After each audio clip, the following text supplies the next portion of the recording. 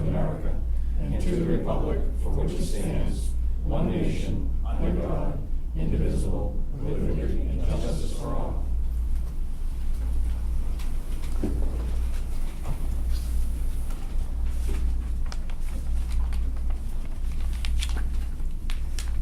We'll have one agenda adjustment, and that is on the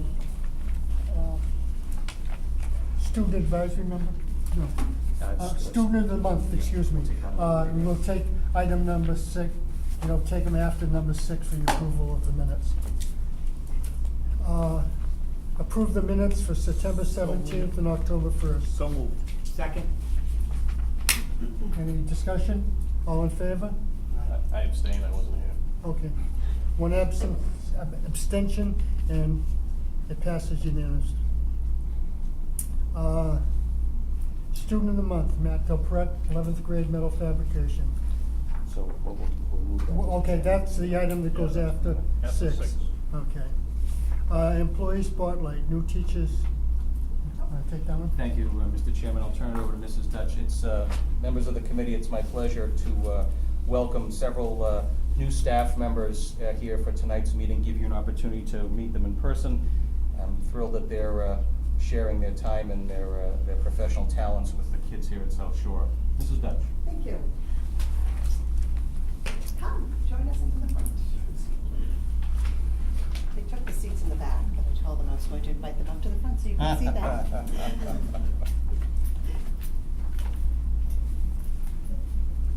So this evening, I'd like to introduce our 4 new teachers. We thought you could see them for yourself and, up close and personal. Kristen Bateman, actually, if you would Kristen Bateman, Kristen, wait, there we go, is our new English teacher. She is a Bridgewater resident. She is a teaching veteran who comes to us after teaching at Middleborough High School. While in Middleborough, in addition to teaching English, Kristen served on several committees, including co-chairing a committee on curriculum instruction for a NEASC visit. Kristen also has a great interest in fine arts. While in Middleborough, she served as the director and choreographer of That's Entertainment, a musical review and variety show. And I'm not sure we've told her yet, but we'll be recruiting her for the talent show later in spring. Okay. Thank you, Kristen, and welcome. Thank you. Lindsay Cuniff. Lindsay is new to our culinary arts program. She is a Hanson resident. Lindsay is licensed in culinary arts and has most recently worked at Attleboro High School. Lindsay has a long history with vocational education and in the field of culinary. She studied culinary arts at Southeastern Regional Vocational Technical High School in Easton, and after graduating from Southeastern, studied at Johnson & Wales University. Welcome, Lindsay.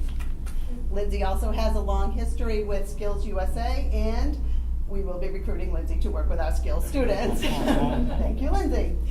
Patricia Henderson. Pat is our new librarian. She is a Pembroke resident.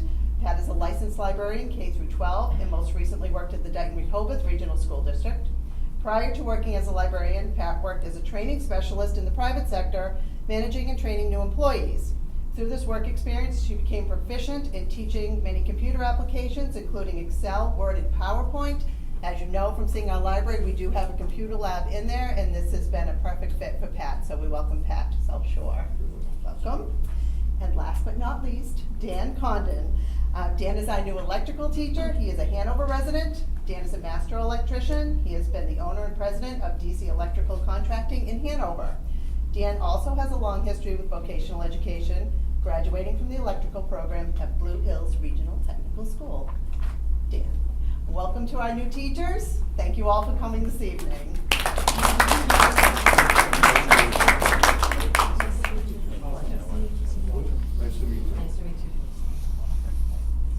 Hi, Lindsay. How's it going? Good to meet you. Yeah. I'll come around. Very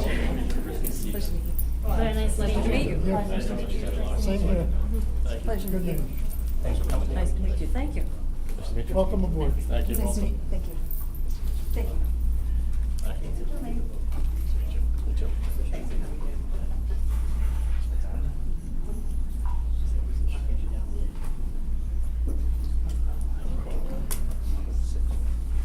Number 6 is ready? Okay, now we'll move to number 6. Student Advisory Council, Shannon Holland from Hanson. Hello. Hello. Okay, so So a few things. The athletics, the cross-country team hosted its very first home meet today, and then the volleyball team is playing its annual Dig Pink game to raise funds for breast cancer, and that will be on Thursday, October 23rd. And then 67 juniors took the PSATs today, and that's the start of post-graduation plans.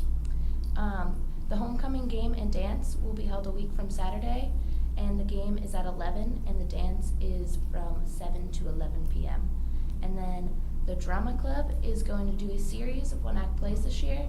They have already gone through initial auditions and will be doing callbacks tomorrow. And the student council has started the food drive. It's starting off slow, but is determined to pass last year's number of 500 cans. And that's it.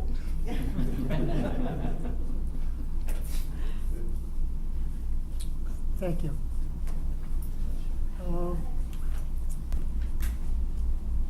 The treasurer's report. Thank you, Mr. Mola. Jim, In your package, you all have a treasury report for the month ending September 30th. Cash balances at the end of the month. In our checking account at Rockland, we had $228,000. In our money market accounts, we had $2,589,000. One of the agenda items last month that we talked about was transferring some funds into the local community banks. That has been successful with one of the banks so far. With the schedule of preparing for the audit and getting the audit finalized, I haven't had the time to visit the other local banks, but that's on the agenda for the next couple of weeks.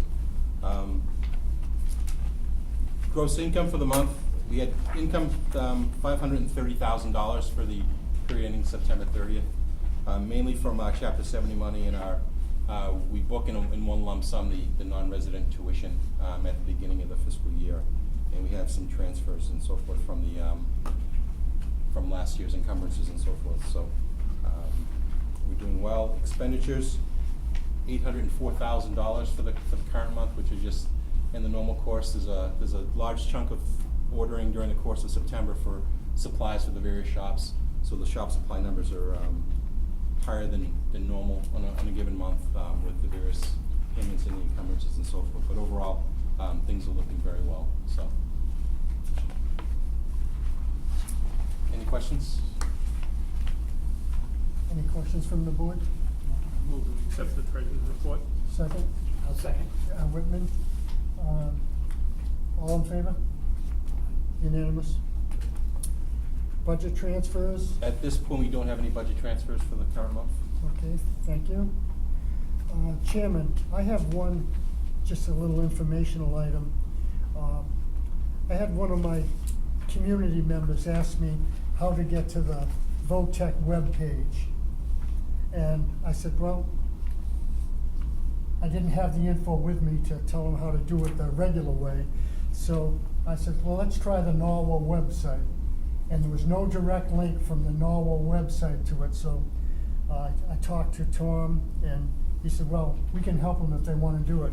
But I happened to stop by, and the lady that runs the website sat there right there in front of me and hooked it up, so if they go on Norwell website, we have a link right there, VOTEC, South Shore VOTEC, and they can click it on and bring up our webpage. So I'm making a suggestion to all of you, if we're not on your town webpage, see if we can put it on.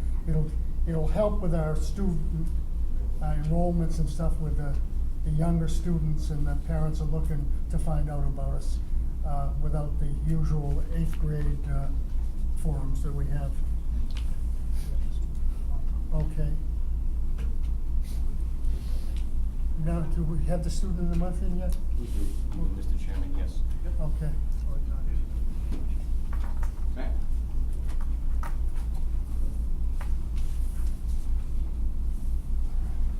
It's my pleasure to introduce Matt Delpreet of Rockland. When I put out the call for nominations for Student of the Month just a few weeks ago, let's just say that Matt received quite a bit. So it is without question, he is supported by a number of faculty and staff around the building.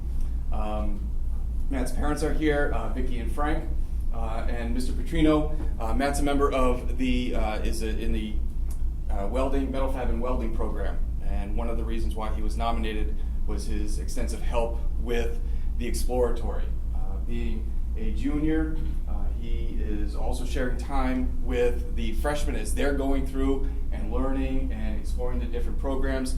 Matt's playing a very important role in teaching and exposing the freshmen to welding as a career and trade. So without further ado, Matt, Thank you. congratulations. And actually, we're on borrowed time. The reason why we're shuffled off a little bit, Matt is actually working at nights with the adult ed program. So he came here a little bit late because he is teaching adults how to weld and fabricate and take part in the career. So we don't want to take hours. You know, I don't hope you didn't have to punch out or anything. So we want to. Petrino can be a slave for All right, Matt, I can bring the goodies. So we got a bag and we got a water bottle. So if Mr. Petrino will allow you to drink water while you're working tonight, you should be all set. All right. Thank you. Congratulations. Thank you. Now go back to work.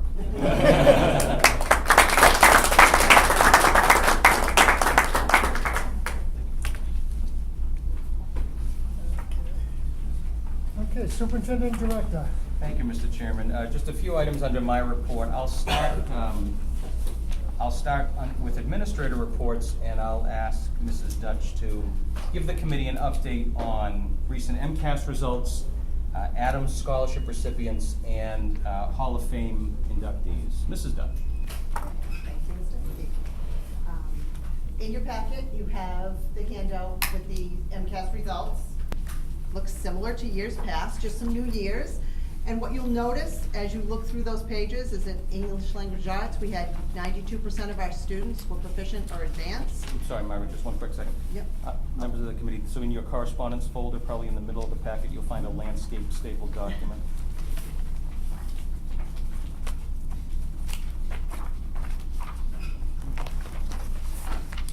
And it looks like this. There we go.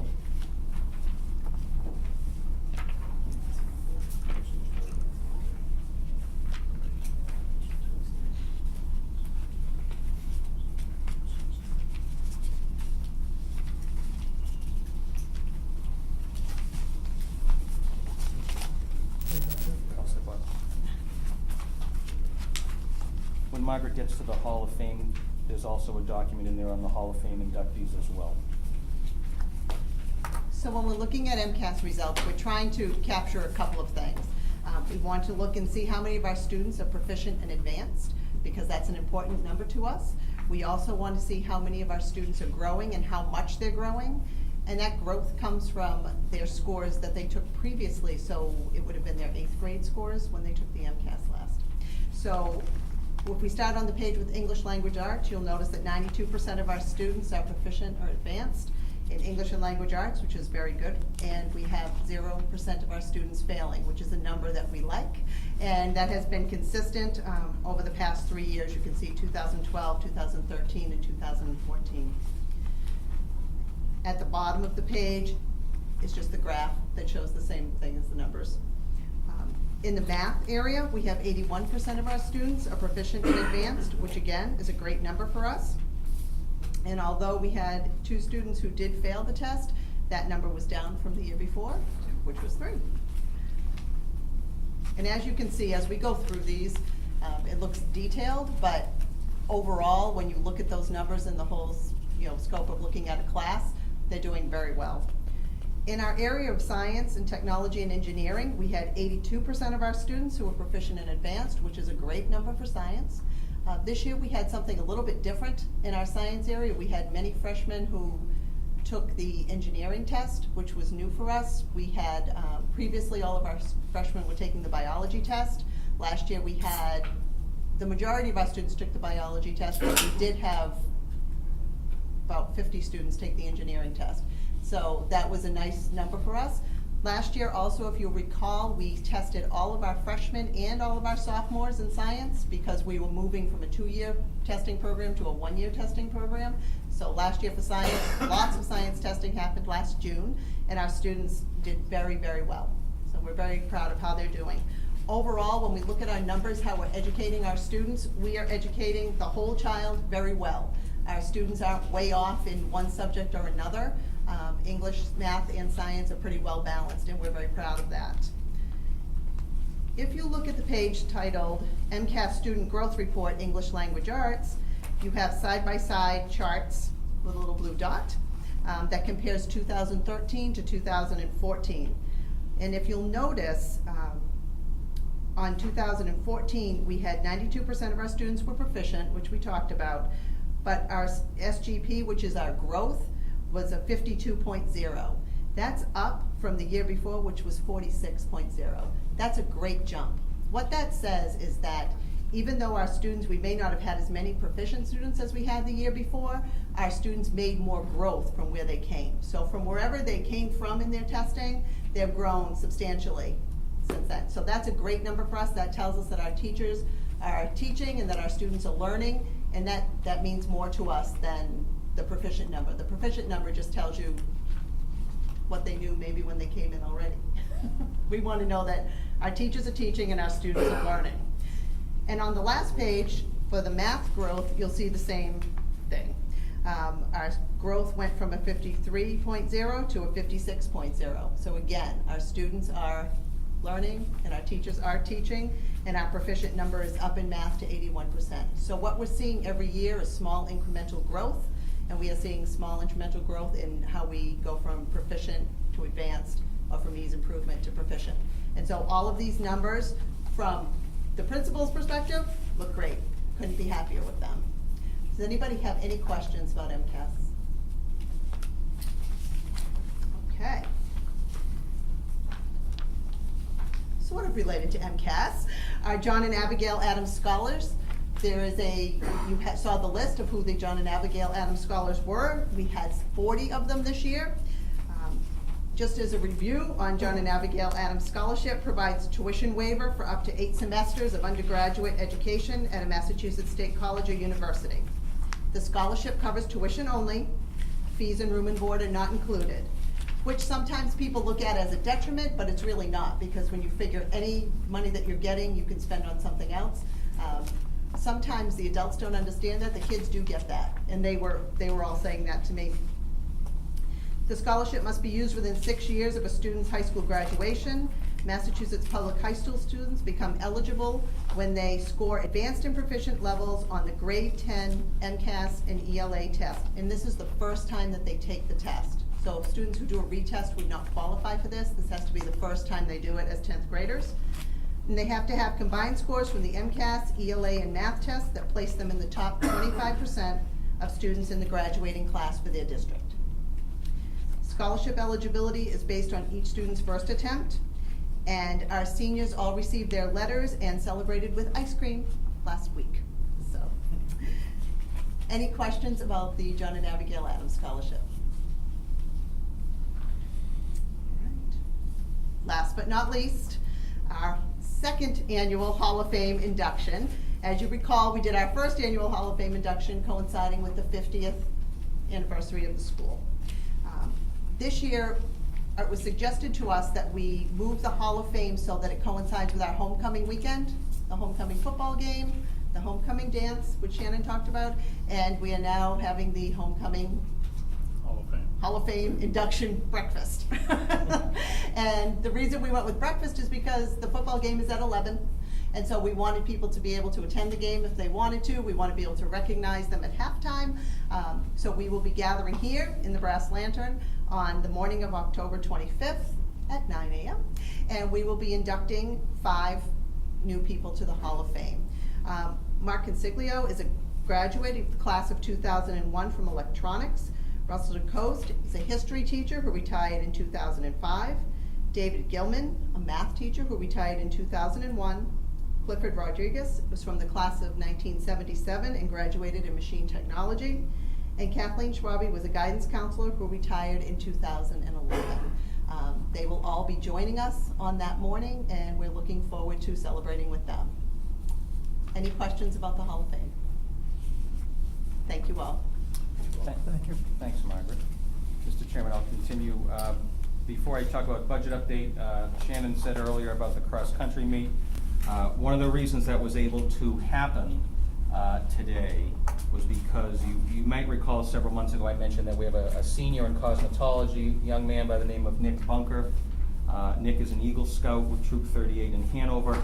He was able to complete his Eagle Scout project, which was to put in trails in the wooded areas. So I walked one of the trails with him today, and there's a trail out behind the auto body parking lot area, and he also put a separate trail behind the visitors' side of the football field, and that allowed us to host a cross-country meet for a 2.8-mile trek around the building and through the woods a couple of times, and so we're all very proud of that. I'll have Nick come to a future meeting so we can congratulate him on his accomplishment. Very briefly, under budget update, I have asked cost center supervisors and department heads to begin budget building for fiscal 16.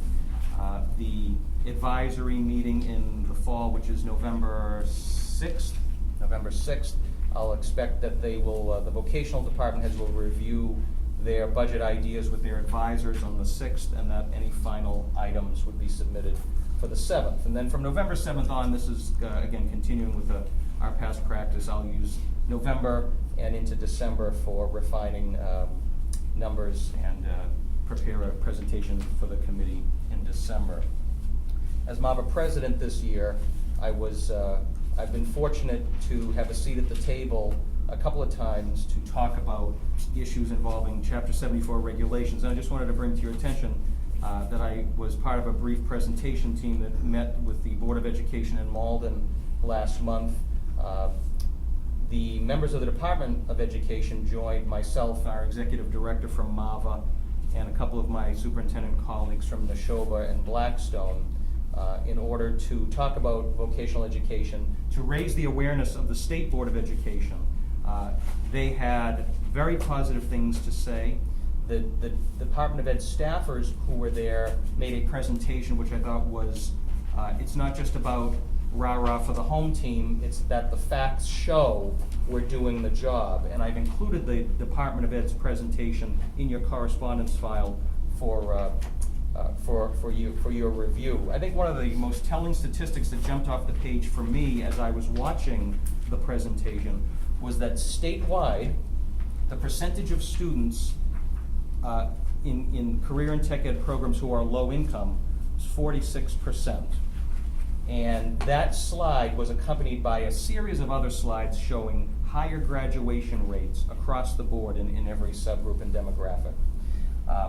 In addition to that presentation meeting, I was also able to meet with a group of MAVA officers, with the Commissioner of Education, Deputy Commissioner Jeff Wolfson, and some other department staffers to talk about the Chapter 74 regulations that are being that will be brought in front of the board in November.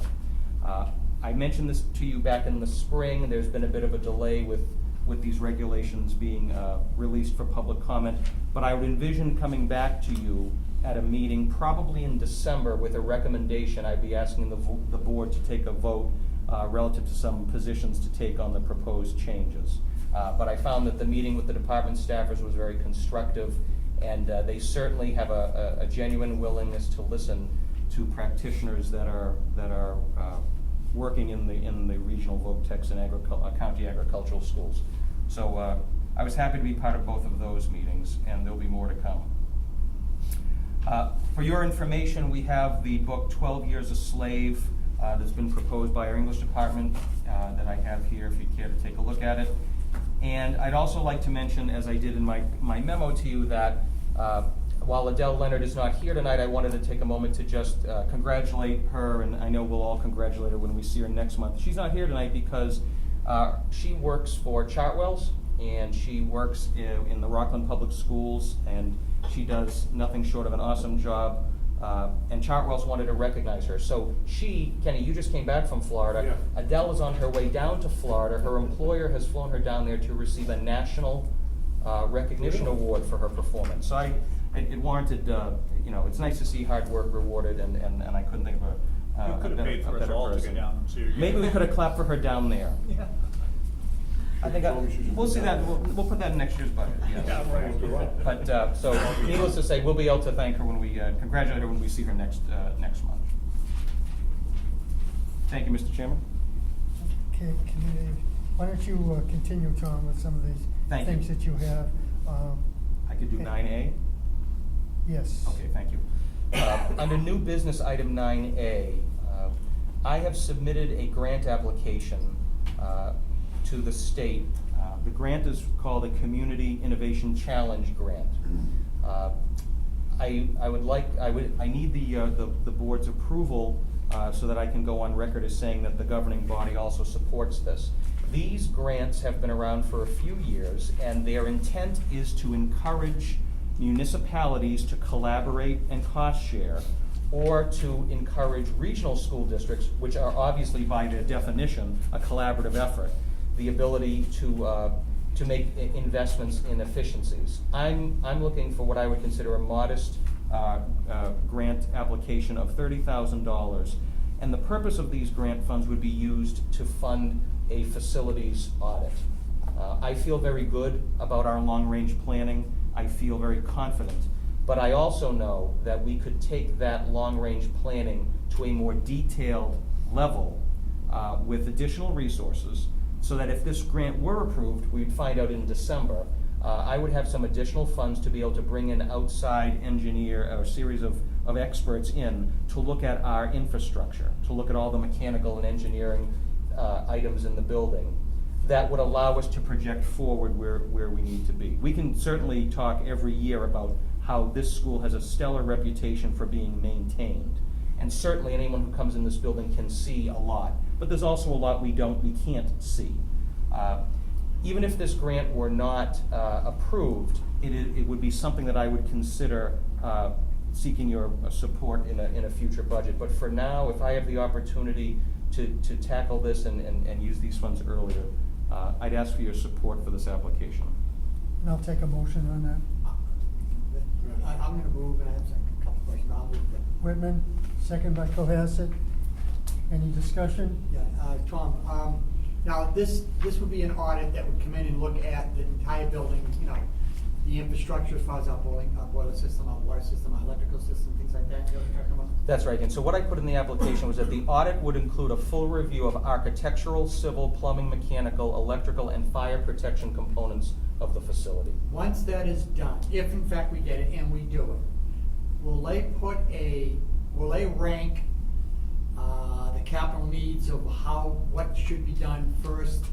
In other words, if it's electrical, you have problems, we may want to be looking at that next year, and then the following year, and then the following year, so that we can get this building right back to almost like it was brand new. Through you, Mr. Chairman, actually, Dan, the money that we would get would allow us to make those decisions. Okay. So they would produce a report that I would bring to the board as part of an overall discussion on long-range facilities, so that we would be getting some outside expertise, no different than we brought in, we brought in a firm to help us with our traffic flow pattern, to analyze traffic flow, and now we have buses in the back of the building. And then we were able to use some of that data to make some decisions. So were we able to do this, I could then use it to help us, with Bob Moorhead's involvement, certainly. We may move some X's around on the long-range board, Right. or maybe introduce some that we haven't. Now, I'll give you, for instance, in the 1962 building, we have all the classrooms that run on Univents, and we all know high schools that are being torn down that were heated by Univents.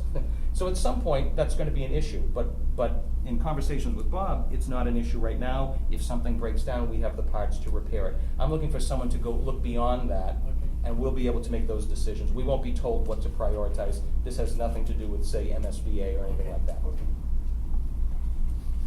No further discussion? All in favor of the motion? Unanimous. Okay. I'll call for two separate motions. One, to declare the items in 9B, 1 through 5 surplus. So moved. I'll second that. Second by Whitman, first by Cohasset. Any discussion? All in favor? Aye. Unanimous. The second motion would be to accept the donations in item C, 1 through 3. Yeah. Motion? So moved. Situate and Hanson.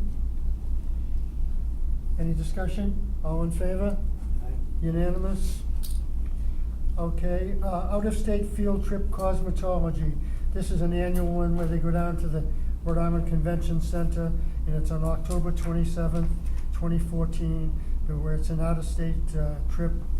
We're required to vote on it, and I'll take a motion on that. I'll make a motion. Cohasset? Situate second. Any further discussion? All in favor? Aye. Unanimous. Why don't you read the warrants, Okay. Mr. Cohasset? Well, which one of these you want me to read? There's 4 pages here. I guess you have to But they're read them the all same. individually. They're all the same. Right. All right. Warrants for approval, warrants 5 and 6, $946,014.93. I'll second. Second from Whitman. Any discussion? All in favor? Aye. Unanimous? I guess you just got extra copies today, Jen. Know what it is, all extra copies? Okay. Yeah. Okay, I have one other item, and it's not a request for action, but I've already spoken to the superintendent about inviting, where our open house is on a Saturday morning on November 15th, a special invitation to all the selectmen from the school committee and the individual school committee member of that particular town, for the selectmen and one to their finance committee, to come and see what we have here. Let them have a first-hand look at what we have. I know I happened to bring my female select chairman, and she was flabbergasted what she saw, and saw the condition of our building. And she couldn't say enough about it. It was strictly accidental that she ended up here with me, but it worked out, and Tom and I got talking, and I think it would give them an opportunity where they're usually tied up evenings, and maybe we can have something special for hors d'oeuvres or little pickings at the Brass Lantern, where they're gonna have some pickings for everybody anyway, but we'll have them in the cafeteria around here. So. Mr. Chairman, if I could just piggyback on that. So yes, as Bob was saying, I'll send out an invitation from me on each member's behalf. It'll go to the Board of Selectmen, it will go to the Finance Committee. We'll ask folks to RSVP with Susan, so we have a sense of who's coming in. Certainly, November 15th, 10 a.m. to 1 p.m. So first time it's ever been on a Saturday. Very, very excited about having this during the daytime. We're going to have great demonstrations, a lot of student involvement, and I think Bob's idea is spot on. And there was one other aspect to it. We're gonna send a little notice to each one of the selectmen to see if the chair, on their public announcements, would read it from the thing, so it gets on the radio shows, and the public that watch it on TV can get a direct invite to it as well. That's all I have. Okay, I have one thing that I'd like to, on behalf of the committee, I'm sure. We touched on the fact that the condition of this building, the cleanliness, and I just want to go on record as thanking Mr. Moorhead and his crew for keeping this building in tip-top shape. You wouldn't know it's over 50 years old. And I want to commend them for the work that they do. As the son of a custodian, they're very few times that they get credit for what they do, and I think they're about overdue. So. Do you want to put a little letter together so they each get an individual thank him for the good jobs? That sounds like a plan, yep. Okay. We'll have the superintendent director put a little letter so they can go in their files, or he can announce at one of the staff meetings and so forth. That'd be good. And we can announce it at our next meeting that we've done it. Any other action or comments to be made at the meeting? Motion to adjourn is in order. So moved. Aye. Whitman, second by Cohasset. It's not up for debate, all in favor? Unanimous. Not up for debate.